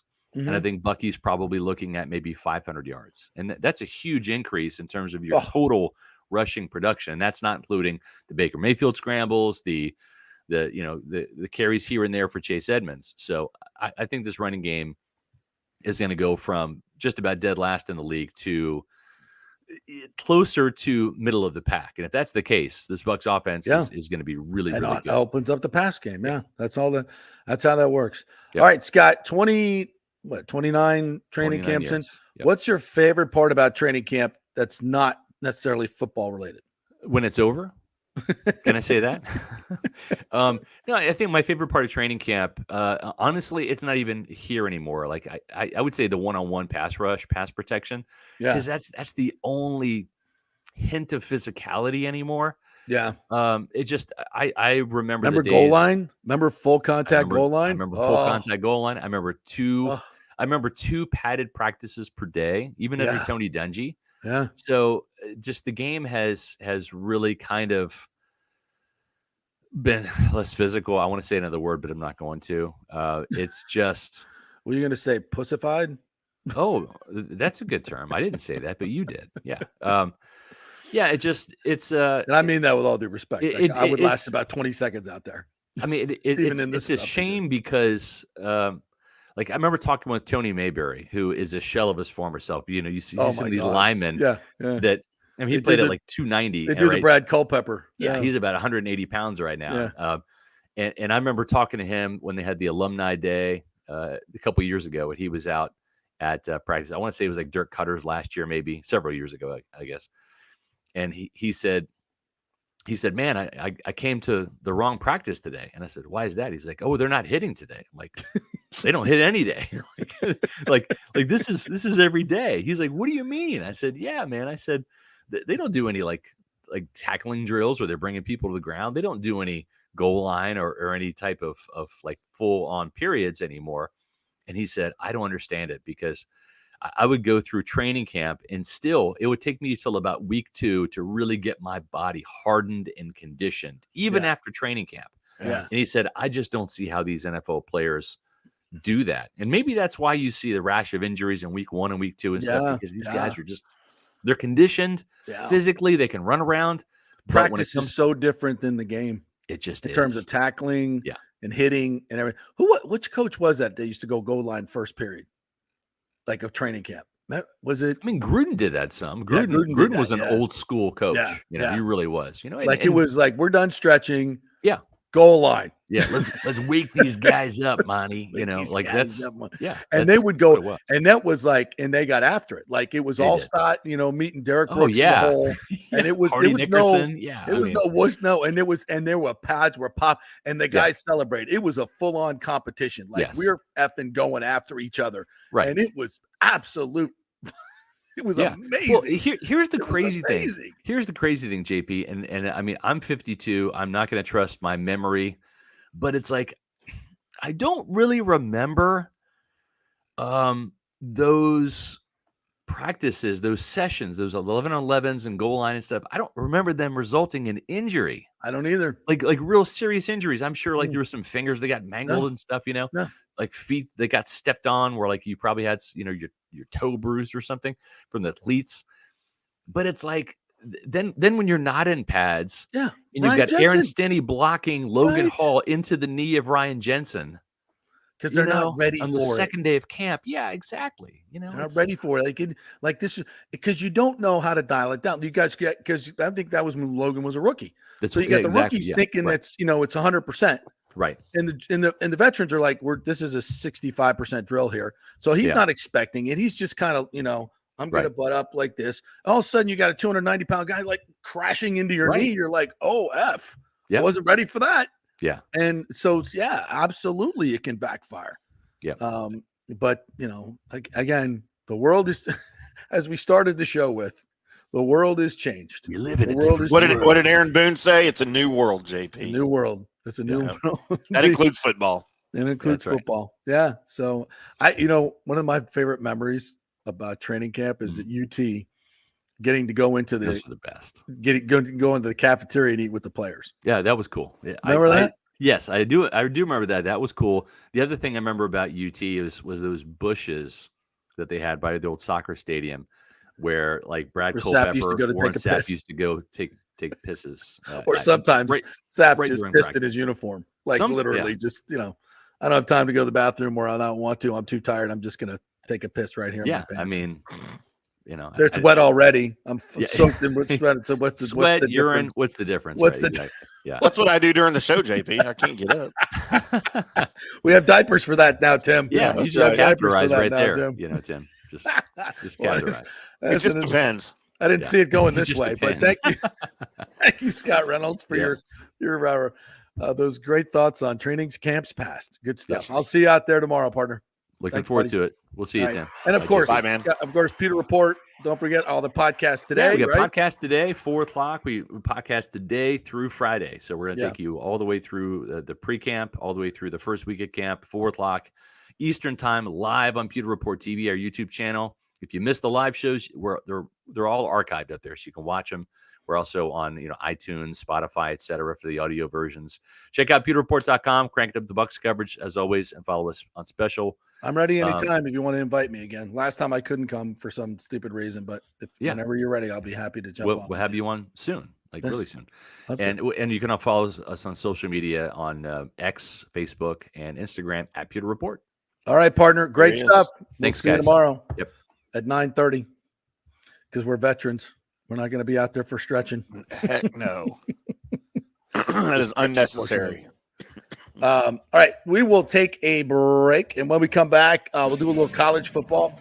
Also, I mentioned it earlier in the show, Taylor Walls with his Trump-like celebration. He did a lengthy interview in the Times, and I think some of his answers were very, very interesting and maybe shed a light on where this team is at in a lot of different ways. It's becoming a popular thing in baseball, by the way. What's that? Yeah. The home run trot. Yep. So we shall dive into that because we do that on this show. We're not afraid. We are not afraid. We ain't scared. The First Amendment is alive and well here, folks. And the Second Amendment, according to that gun you have behind you, it's Texas. We got plenty of guns. We'll be back in 3. Stay with us. You're listening to The Strike. 102.5 WHPT HD2 Sarasota, Tampa, St. Pete.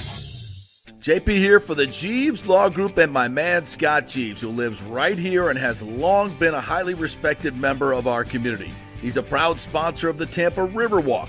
Jeeves Law Group is also a proud sponsor of our Grand Central District in St. Pete and has neighborhood events throughout the year. He has an office on Central Avenue in St. Pete and one on South Howard in Tampa. You can't get more local than that. So when you need an attorney, you're going to hire some huge firm that advertises all over the state or the one that supports your favorite sports show.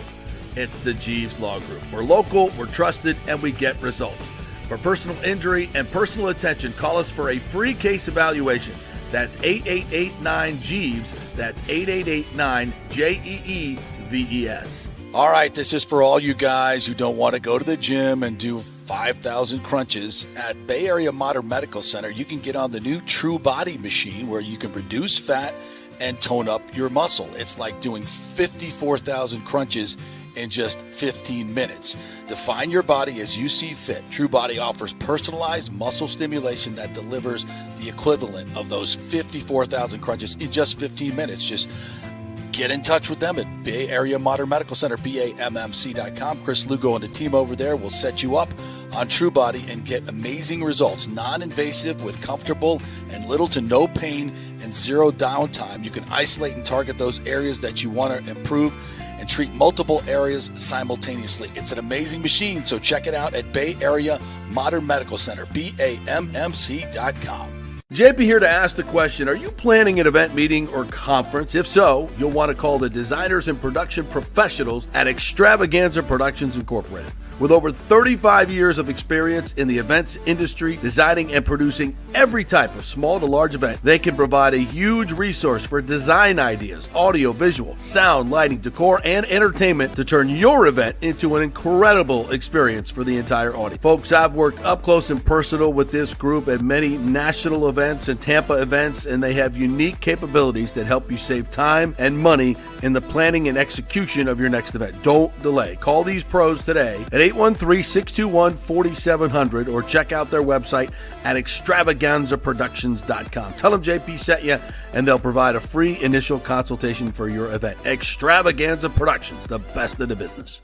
Golfers, listen up. The hottest new driving range craze has come to Rogers Park in Tampa. The Top Tracer range is now open 10 to 9 p.m. And just like you see on TV, every shot is tracked for yardage and accuracy, giving you immediate feedback. And best of all, you can virtually play the top courses like Pebble Beach or St. Andrews with your buddies. Plus, great food and drink options available in the well-appointed hitting bays. Very comfortable out there. Reservations highly recommended, starting at $25 per hour, including balls. Reserve at RogersParkGolf.net. That's RogersParkGolf.net. See you there. Let's go. Right now, back to the show on FanStream Sports.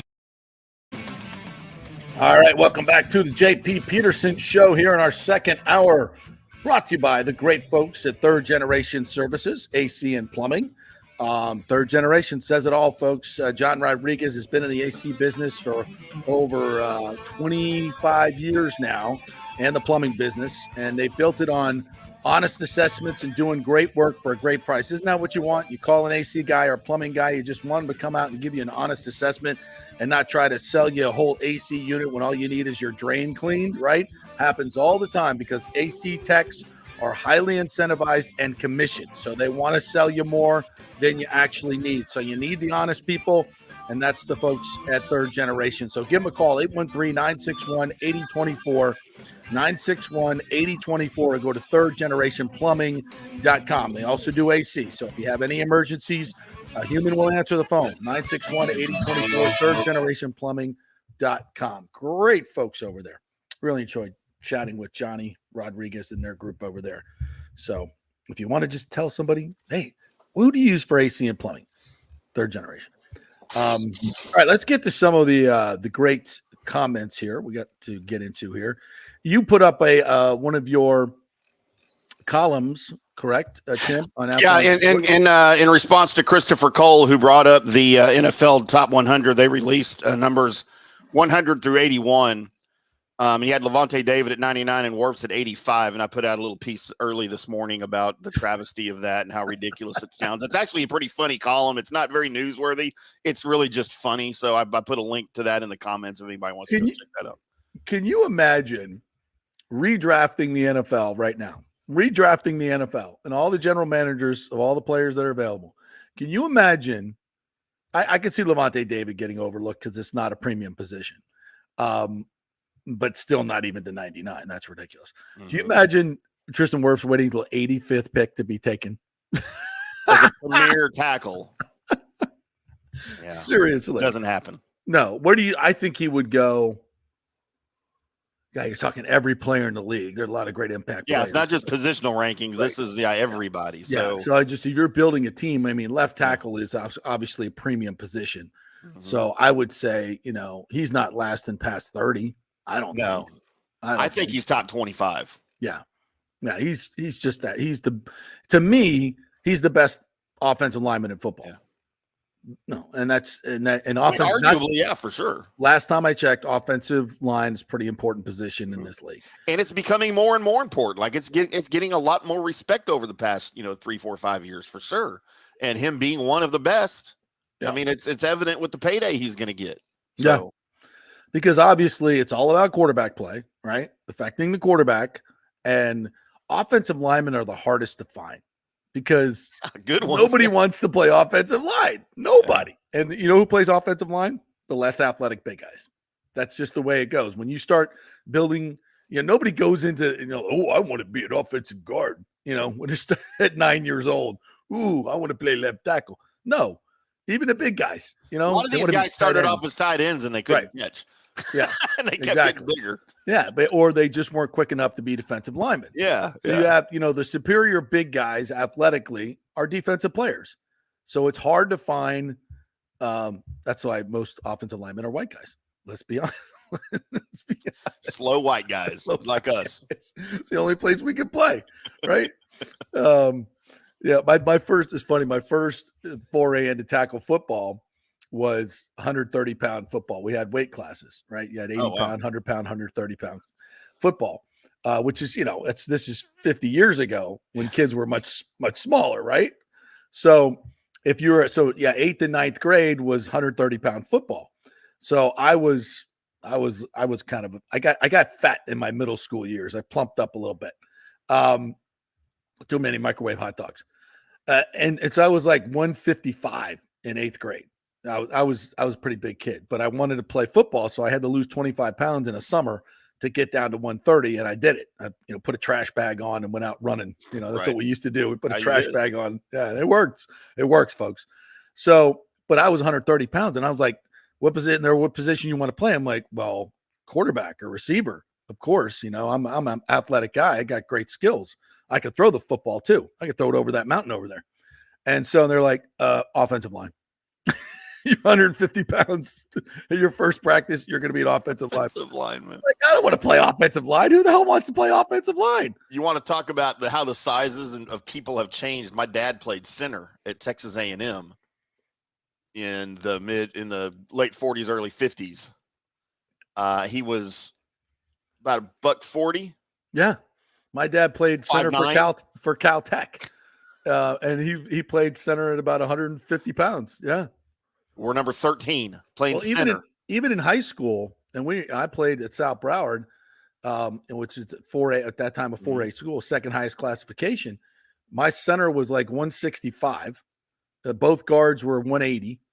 I had had a tackle that played D1, the two tackles that were D1 football players, and even he was 6'7". The great Tim Flasher, who watches. So what's up, Flash? He was 6'7", like 225.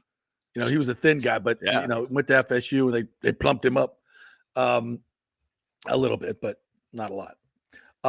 So and that was it was not that long. Now you go out and watch a high school game.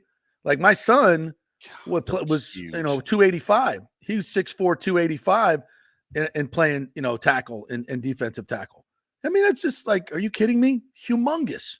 The high schoolers are as big now on the offensive line as the NFLers were like in the late 80s. Remember, I can remember something being made about Refrigerator Perry being 310 or whatever. Oh, he was ridiculously big. 310. And then I forgot who was the first 300-pounder I remember. Yeah, and then at one point in the early 90s, it might have been the Cowboys, had the first all 300-pound offensive line. It was in the 90s, right? It wasn't that long ago, it doesn't seem like. But good Lord. Yeah, it's changed. But nobody wants to play offensive line. Even I was like, no, I'm a tight end. I'm going to be playing tight end by the end of the year. That was the ball, right. With these hands.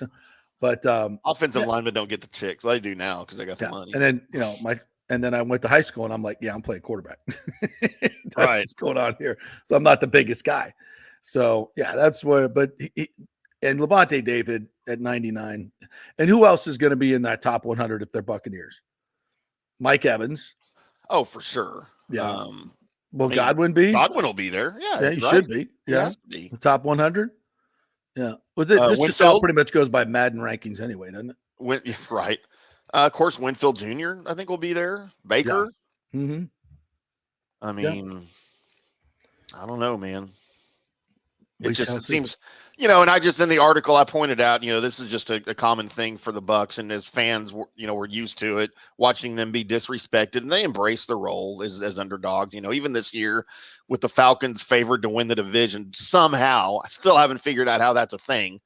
Unless they just want everybody to bet on the Falcons, and it's a betting thing, not a what we think thing, which is possible. That's how betting works, right? That's how they set lines, really, is who they want people to bet on, not who they think will win the It's Kirk Cousins. That was the big splash. Yeah. So, they got a quarterback now, and they really needed a quarterback. So they're the best team in the league. Well, what about their defense? What about their pass rush? What about, they've got some issues. I'm not saying they're a bad football team. And would I be shocked if they won the division?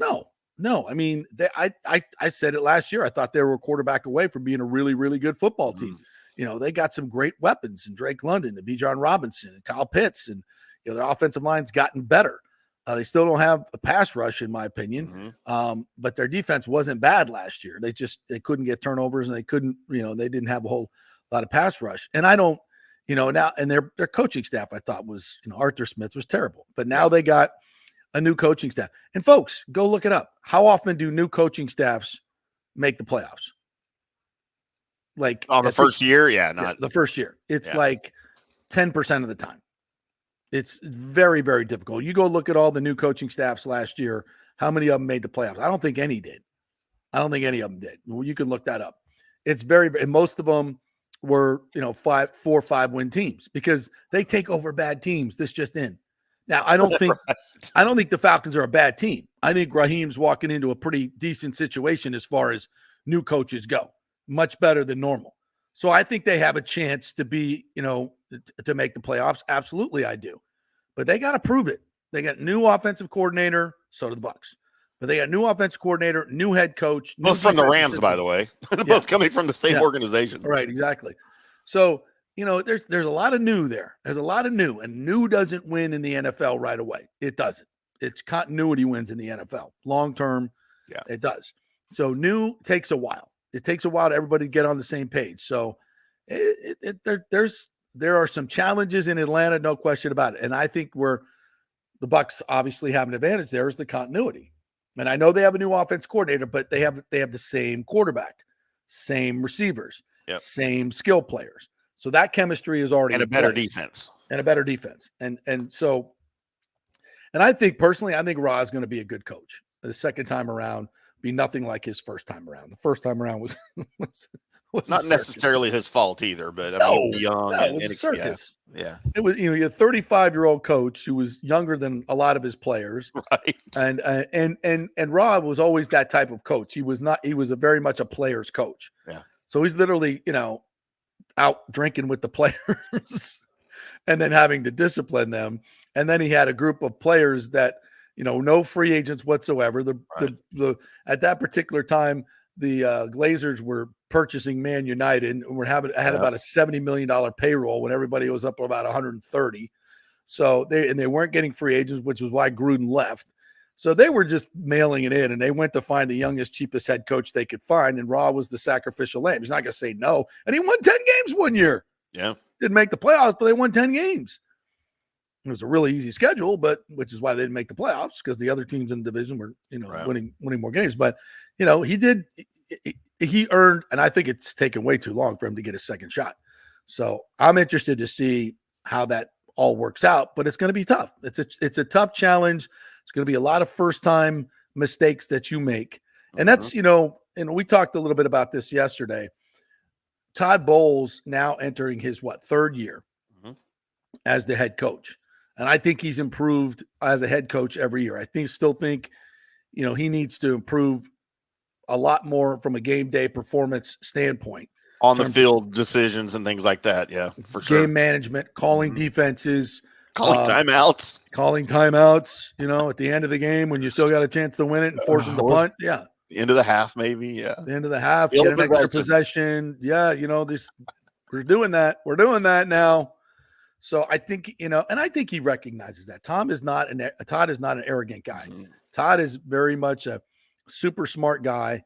The players clearly play for him. They respect him. You don't go to 4-7 and then come back and win the division, late in the season. Like 90% of teams are checking out. When you lose, 5 or 7 in the middle, 95% of teams are checking out. They're preserving their bodies for the next season. And that's the way, but they continue to play hard for him. And that's a great sign. And that's a 5-1 finish was impressive. I mean, they had some hiccups along that 5-1 finish, some close calls, but it was still impressive. Yeah. And you can't look at his record in the last two seasons, 17-17, 8-9 the first year, 9-8 last year. Look, you still won the division both seasons. I don't care what the record was. It's not your fault you play in a crappy division right now. You pulled it off. You made the postseason. You won a playoff game last year. Yeah. Against the Eagles. And you were within a score of pulling it out against the Lions on their turf to go to the NFC Championship game. All right. There's something to be said for that. Yes. That's not handed to teams, folks. That's not handed to teams. When you have the nucleus of a team that has won 3 division titles in a row, and I don't care how crappy the division is, there's something there. Don't be stupid. There's something there. And I was a big critic of Bowles last year, if you remember me talking on these airwaves. I questioned his leadership ability and his coaching ability, and I thought, this is crazy. What's he doing? And let's don't get it twisted. If he loses to the Panthers, that was that game was pretty close to being that was a touchdown, a called back touchdown from losing that game, on a call. Don't forget it, 9-0, and they had a touchdown and maybe 2 called back in that game. The Panthers did. And that would have certainly that one would have changed the whole complexion of the game. So, and if they don't win that game and Todd Bowles is fired. Don't get it twisted. So he's got a lot to prove. And we're pulling for him. We love the dude. But, being objective, he's got to be better. He's got to be better.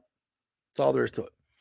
All right, let's take another quick break. When we come back, I want to get to the Taylor Walls quotes from yesterday on his Trumpian celebration, which the way this was treated is just very, very, very telling in a lot of different ways. So we have plenty of thoughts on that.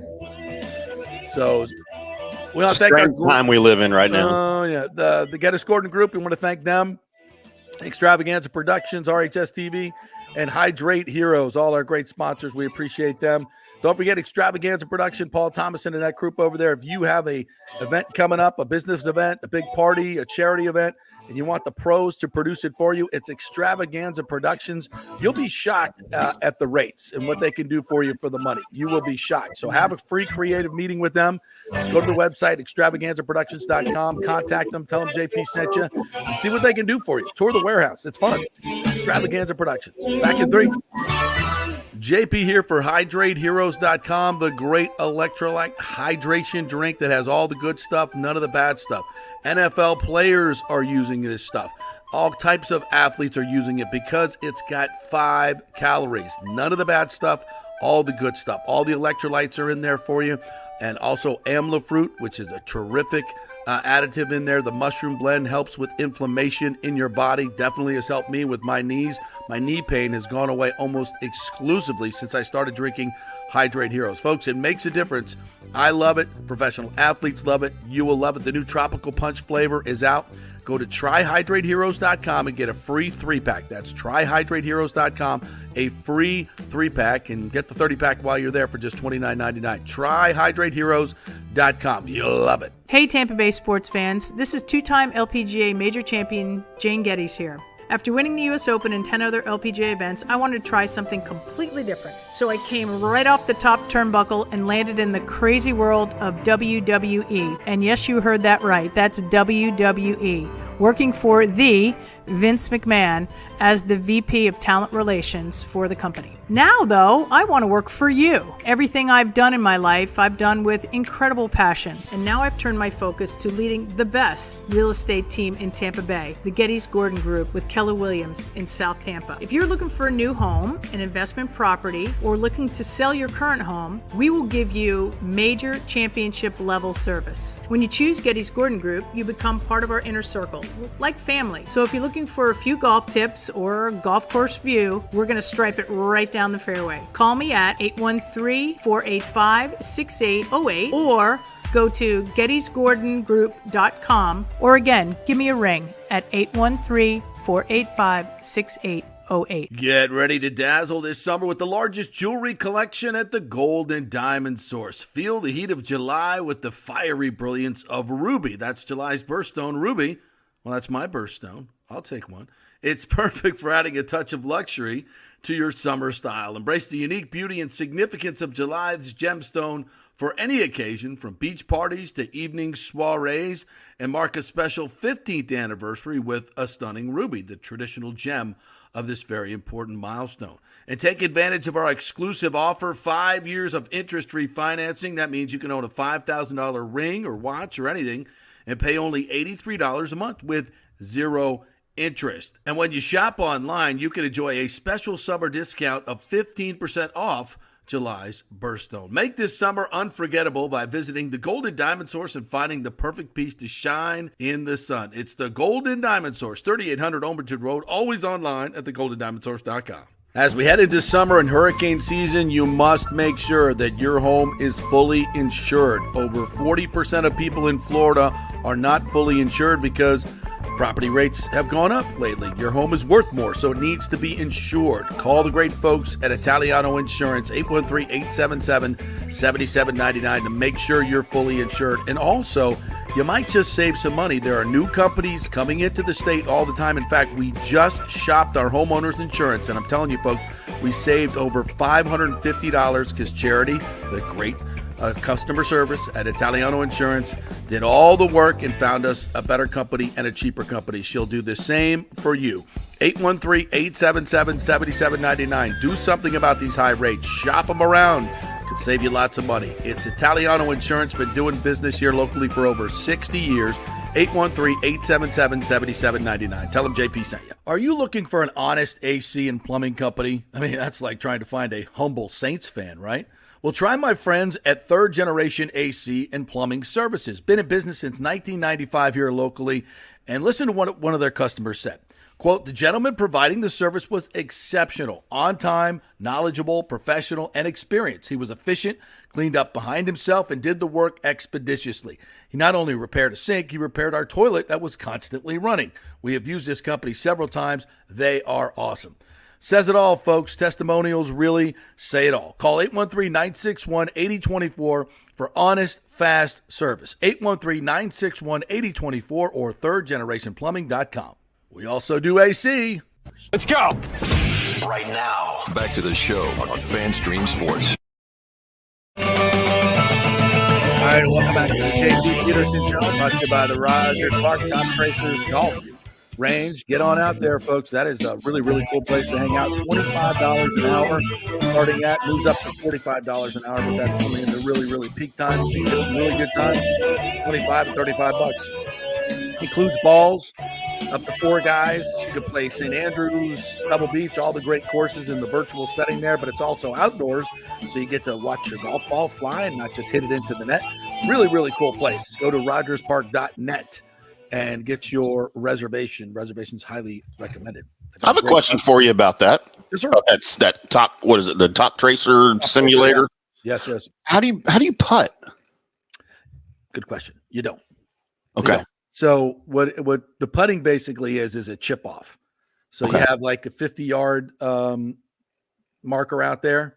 So if you hit it, within like a 10-foot, Gotcha. maybe 5 or 6 foot circle of that, you get, depending on how close you are. So if you hit the ball two inches from the cup, right, or 3 feet from the cup. Mm-hmm. Now, if you hit the ball within 20 yards, it's all on probability, right? Sure. If you hit 20 yards of the target, then it counts as a putt. Gotcha. Okay. So, in other words, makes sense. Yeah, if you make 80% of 3-foot putts, which we would hope we do, then you get the 80% circle. Now, if you're 60 feet away, you got to hit it within like a 2-foot circle to get the putt to count. Gotcha. So it's all based on putting probabilities. All right, well, that makes sense. That's where the kind of flaw is in terms of really playing the golf. But nobody cares about putting at St. Andrews. Everybody cares about hitting the fairways. Yeah. Yeah, you want to see see this where you're hitting. Yeah. And I've played St. Andrews, played Pebble Beach, played these courses. So when I'm looking at it on the simulator, I'm like, damn, this looks exactly like when I was standing on the tee at St. Andrews, except I'm a hell of a lot more sober than I was that day. So, I mean, comparatively speaking, right? I don't know if I've ever told you that story. So we're playing St. Andrews, and the caddies, of course, are betting on you. Yeah. So they'll kind of watch you warm up and kind of get a feel for what your game is like. And so I step up on the first hole, and the Batty Burn on number 1 is about 260 yards away. And so I'm like, and I'm really not confident in my 3-wood. That's from an accuracy standpoint. So back then when I was a good player, it was about 10 years ago, I think, I would, if I wanted, and I could hit the ball, normally my drive would go about 285, 290. So he's like, no, we got to hit the 3-wood here. That's a 3-wood, not hitting the drive. Give me the driver. And I'm like, no, man, I'm going to hit a nice little baby cut. He's like, you're not that good. Hit the tree wood. All right, hit the tree. Just listen to me. We're not going to start this from the beginning. All right, not going to argue it. I love this. Listen, Seamus. I love Caddy JP. I'm like drunk. I'm still drunk from the night. I'm like, listen, Seamus. Your breath smells like haggis. So shut the f up, and we're gonna hit the baby cut. It's like, all right, take the back. And so I get up there and I smooth it, just like one of my better swings of the day, maybe only one. And I'm like, see, I told you. It's good. He's looking at me like, wait till it stops running. Oh, no. You stupid jackass.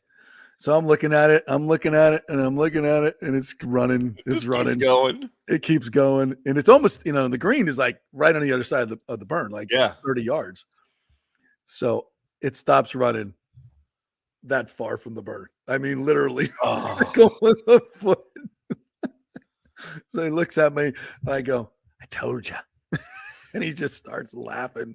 So we walk up to it. It is literally like a foot away from the burn. I'm like, wow. I'm gonna dump this sucker right in the burn with my next shot. But I actually hit it up on the green and made par. But so that's how we started. And my good friend Dave Hammond, his caddy was an old cantankerous drunk. And he was drunk and didn't want a caddy. But if you don't show up the caddy, then you lose your spot, right? Lose your spot as a caddy. But his caddy was just an a-hole from the very beginning, was yelling at him. And he got in one of these pop bunkers, and he's like, he left one in the bunker, and the caddy's like, Jesus. Literally, I'm standing right there, and you can hear and Dave, so Dave stands over it again, and he hits the wall again, right? And that's enough, which is easy to do when the wall's 20 feet high, right? And he's like, open the face and pound it, and he's yelling at him. So he hits the third one, hits the wall, because by this time it's he's like, and he guy said, God, Jesus, I thought you knew how to play golf, because he's losing his bet, right, on his greatness. And so Dave just goes, get the F out of here. You're fired. Get the F out of here. I'll carry my own goddamn bag. So he fired his caddy. Mid-round, huh? On the fourth hole. But the guy was being a total jerk. I hate that. Total a-hole. Tell me. And the caddy master came out with another caddy. He's like, I'm so sorry. We've had problems with old Seamus, whatever the hell his name is. They're all called Seamus. They're all called Seamus. They're all drunks, and they're all called Seamus, right? But that's the beauty of Scottish golf. That is the fun. That's part of the big part, because you can only understand every third word of what they're saying, right? And it's usually the F word, you're F there. They call you sir or Mr. Peters. Mr. Peterson, you're F there. I'm like, is that all you ever say? He's like, is that all you ever hit? Hit it in the F and fairway, and I won't say it. I mean, he's not wrong. He's not wrong. He's not. So that's So that's Scottish golf for you. I don't know how the hell we got on that tangent, but there you go. Oh, this is one. Great. John Hill says, Justin Thomas roller coaster week at the British Open. It's the only instance in the last 30 years of majors where a golfer had a 10-shot variance in his first to second and third to fourth round. Yeah. How about that? What's going on with your game that it's like that? And that can happen out there. You get a couple of bad bounces, and what that is, it's all here. Justin hasn't won squat in forever. He still has great ability. Work, yeah. He still has great ability, but he just loses his confidence in your shot. It's such a mind game out there. And that's why, the really good players, you marvel at how they hit bad shots. And that's one of the things I loved about Xander. He kept smiling the whole time. Mm-hmm. And I forget who was calling. I think it was either Trevor Immelman or whoever. That was the other guy I was on the broadcast. He kept talking about the posture. You got to keep smiling. You got to have a great posture out there. That's links golf. It's playing on the ground, not in the air. You're going to get some bad bounces, and you got to just have a great posture about you. And that's true, especially in that area. And you're going to get the crappy lie. You're going to get a stupid bounce. And when you hit a perfect shot, look at Tom Watson. Would have won the freaking British Open at 60. But he hit on the downslope of the green instead of the flat part of the green. The difference is probably 6 inches. Yeah. And the ball stops right next to the cup. He makes par and wins the British Open at 60. But instead, he hits the downslope of the green, and it goes off the back of the green. He can't get it up and down. I mean, that's the difference. And you hit a perfect shot, but you got to just smile about it and move on to the next. And Justin probably just didn't do a very good job of that. And on the Friday and Thursday and Friday rounds, a lot of it has to do with the draw, when you're teeing off. And because, man, the weather changes there. The morning round and the afternoon rounds are 100% different, right? Different courses. And if you get a bad draw on one of those days, it can ruin you. You're screwed. Rick says, hey, Tim, you need to hold out for diaper money. Get you at the Pens endorsement. I might do that, Rick. I might do that. You know anybody, Rick? Send some names my way. Yeah. John says he got rejected on his 25 Masters tournament and Augusta National Women's Amateur tournaments. Join the club. Earth will continue to turn. Yes, it will. Rick says, JP to coach, I'm a quarterback, coach. Hey, fatty, get your hand in the dirt and block someone. I'm going to tell you what, though. I was a damn good athletic offensive tackle. I was damn good. My technique was really good because I was an athlete. I could, put that neck right on that hip, get that shoulder underneath them, root them out. Nice seal, run right off your ass. That was fun. I really enjoyed. I enjoyed playing offensive line. We played the wishbone. So as an offensive lineman, you were very important in the game plan. And if you could, you could get a good seal, and they run, and it was really fun. And like we're running every, if there's a big play coming up, they're running right off your ass, and you're like, yeah, watch me turn this son bitch, and it was fun. So I enjoy getting that perspective too. And seeing what's life like for an offensive lineman and how important it is in terms of running a play. So it's good to be cross-trained. Nathan Ellie said, I would do that. Trash bags rocked from running in the trash bags. I run McKechnie Field and Bradenton out to Coquina Beach, swim, and then run back to McKechnie. That's a good workout right there. That's a damn good workout, Nathan Elliott. All right, I want to get to this Taylor Wall story Mark Topkin wrote in the Times. It was interesting that while the world was putting it up on Twitter on Sunday when it happened, it was kind of being ignored here in Tampa, but it was, 15 million views. They had to write about it. So they did. And as Mr. Topkin writes, shortstop Taylor Wall said he was sharing an inside joke celebration with his teammates Sunday when he thrust himself into the political world with viral internet fame. As we all know the story, he did the Trump thing. Can we just call it the Trump thing? A Trump thing. Yeah, that's probably suitable. And then he said, of all the unexpected amount of attention, that he would, quote, probably won't do it again. I mean, okay. You think there was pressure to play? Listen, if you don't know, the Rays are a very left-leaning organization. That's no secret. You're tweeting out on opening day, this is a great day to arrest what was her name? Bianca Taylor's. We've been tweeting that stuff out on, which is, it's fine. But let's just call it for what it is. They were very big in the BLM celebration. Still have that. At least last time I was there. Still have the big BLM thing on the back wall. That's where they lean. That's just fact. We're not saying it's good or bad. It's everything, but they're a very left-leaning organization. There's no question about that. And that's fine. Whatever. You own the team, whatever. It's your choices. But as I postulated when I saw this is not going to sit well with the front office. And now he probably won't do it again. Was he told not to do it again? He was. He didn't say that, but he said he probably won't do it again.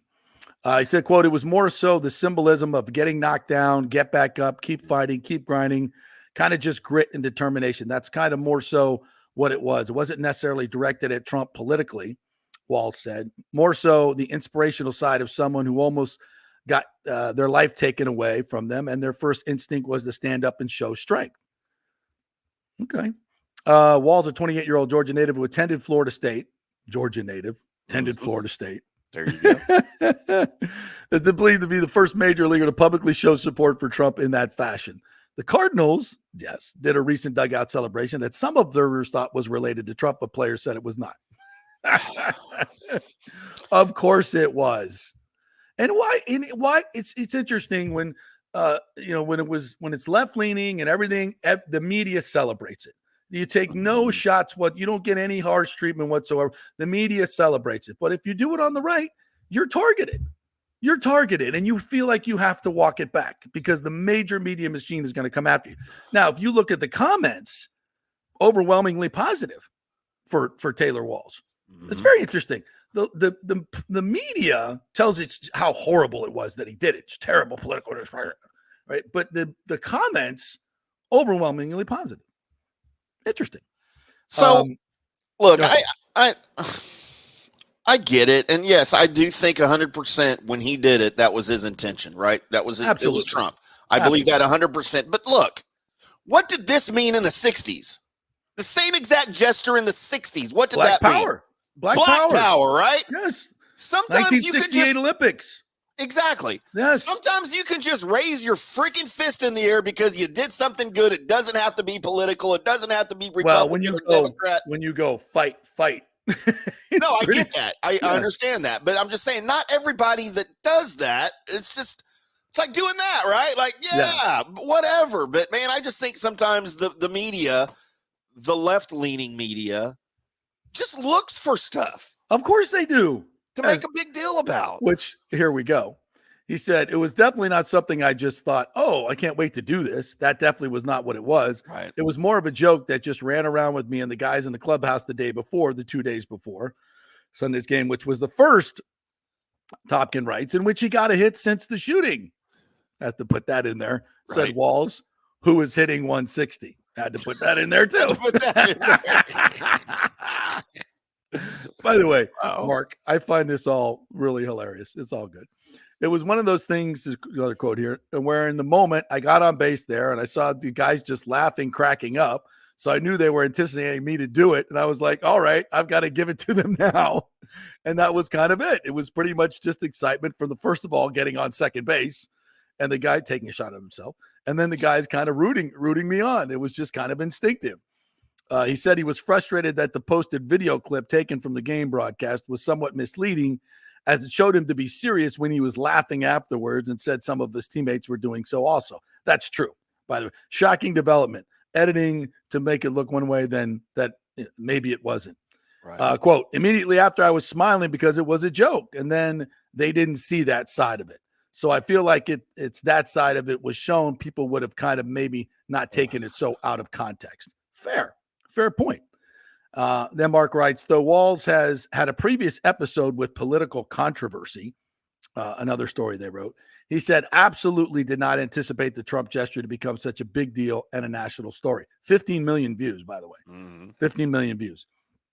In March 2020, he writes, Walls posted on Twitter that he couldn't agree more with Florida Governor Ron DeSantis' strongly worded stance against allowing transgender athletes to compete in girls' and women's sports.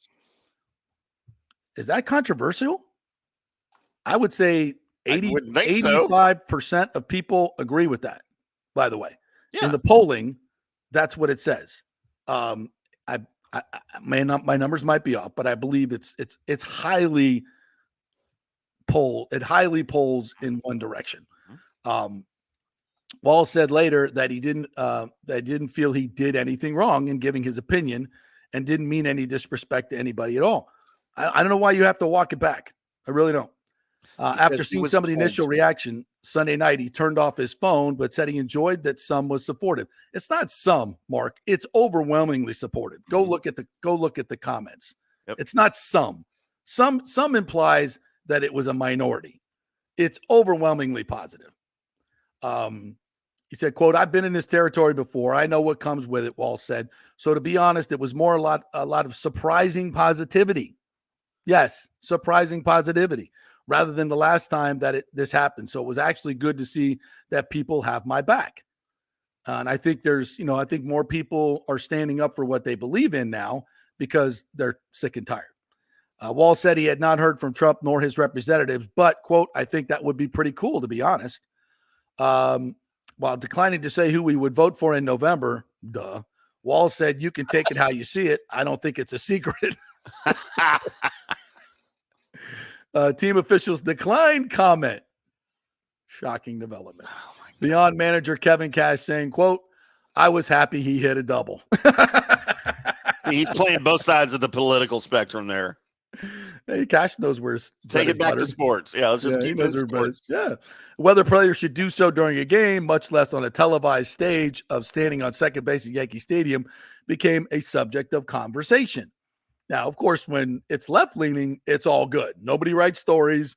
Nobody's saying anything, right? I think it just depends player to player. Veteran Zach Eflin said, I believe we live in a world where everyone gets to express their opinion no matter who you are, and I think it's a beautiful thing about free speech. I can't control what other people do. You can make your own opinions and your own assumptions, but at the end of the day, we love the guys in here in the clubhouse, whether it be that or people dancing on the field. I feel like I've seen it all here. So I feel like everyone is accepted here. Yeah. How about that idea? Colin Poche has a similar take. Poche said, quote, I think everything has a time and place. I don't know what he did necessarily made a political statement one way or another. Obviously, it's something Trump did. I don't know. I think it's more of a humorous thing, like someone gets shot at and has, I guess, the nerve to do what he did, stick his fist up and yell, fight. Me personally, I don't look too much into it as far as making political statement either way. I think guys have the right to express whatever views they have. And hopefully as a sport, we can be welcoming of everyone and whatever views they have as well. Wow. Imagine that. I think everyone can see it through their own lenses. Those are Pete Fairbanks said simply, sports is the great unifier. It wouldn't it, if only, right? Poche added that he hopes he does not become too big of a controversy. Hopefully people see it as light and fun and not a divisive thing. See it with some humor, and then somebody will do something stupid next week and we'll move on. Interesting. Listen, and I don't want to be a hypocrite here either. You know, I just in general, I don't want political expressions in my sports. Right. It's like, you know, I wish we could snap our fingers and get rid of all guns. That means everybody's guns, so the criminals don't have them as well. But that's completely unrealistic. It's completely unrealistic. Nobody, and yes, I do believe in the Second Amendment. That's why I know you can't get rid of all guns, so it's better that the good people have them as well. Right. Yes. So don't get it twisted. But I'm saying it's unrealistic to think that we can now, put the genie back in the bottle and say politics and sports aren't going to be mixed. Right. So if we're going to be mixed and you're going to be able to make political expressions in uniform and take a knee and everybody's going to support that, then you should be supporting everybody's expressions politically, whatever they are. But that's not the case, is it? In the media especially. It's the media, the mainstream media, that continues to be a huge part of this problem. Treat it all the same. Treat it all fairly. And what do we have coming up on the world stage that is all national and political and patriot? It's the Olympics. And that's all you get during that stuff. So get prepared, Get JB. ready. Buckle up. Buckle up. We're in for a ride here. And I can't decide whether having the flag bearer of our nation, oh my God, a guy that has roundly criticized his country as being irredeemably racist, even though he's made billions of dollars here. Because I want to respect the fact that, yeah, and I respect his right to say all of it, 100%. Absolutely. I don't have to agree with it, but I will defend to the death his right to say it. And as Americans, having someone who has been critical of our government being the flag bearer is both wonderful and troubling at the same time. Right. I'm conflicted on that. I really am. I feel kind of like, is it the time and place when you're representing your country? Would there be people better suited to be the flag bearer? I kind of like, this is the Olympics. Literally anyone. LeBron has had his moment in the sun, I think we can say. There's so many, completely anonymous people that have been great patriots and unbelievable representatives of the United States. And if in a moment where you're going to be representing your country, would it be better to have someone less politically charged and more deserving of that moment in the sun? My sense would be yes. Mm-hmm. There's a lot of other people I would choose. But I also kind of like the fact that we have someone that can dissent against our government and still represent our team. Now, you can, it's funny that if you're just a regular American and you dissent against your government and put up a meme about an election, that you get thrown in jail for 10 years. That's not cool. Political prosecutions aren't cool. But yet, here we are. So, without getting too political. JP, when you fight for freedom, you also win the freedom for others to criticize your freedom. That's right. That's how it works. That's right. Yeah. So you can, let's talk about it. Let's have a conversation about it. Are you good with LeBron being the flag bearer? Is it when you see that, you're going to see, and maybe it'd be great for him to come out with a statement like that and say, you know what, I criticize my country, but it's still the greatest country in the world. And I am living proof that opportunity in America has never been, well, maybe not now. But when I was growing up, I had the opportunity to become who I am as a Black American. And that speaks volumes. So we'd love to hear that from him and say, and I've criticized my government and here I am. I think that speaks volumes. I would love to hear him say that. There is zero chance those words exactly. come out of his mouth. Exactly. F you, F you, F you, and F you. Peace out. That's for the ESPN people that screwed FSU. That's not for LeBron. That's not doing that. So, you took me out of context there. I had to. It's all good. Listen, and we'll leave with this feeling. Yes, we're bringing out the other side because there needs to be some balance, for God's sakes, in the media. So and now people on the left will hate me for saying all this. Mark Topkin will hate me for this, and everybody that's on that side will hate me for saying this. And I say, you guys have your platform. I have mine. You have a humongous platform. Mine gets shouted down and compromised by the left. So it is what it is. It's America. It's America. So we do what we can, and we try to have a voice here. We try to be courageous, but we're all Americans, and I've defended to the death your right to say whatever you want to say. But I'm not gonna take it personal, and come at you personally. I'm just talking about the way things are presented.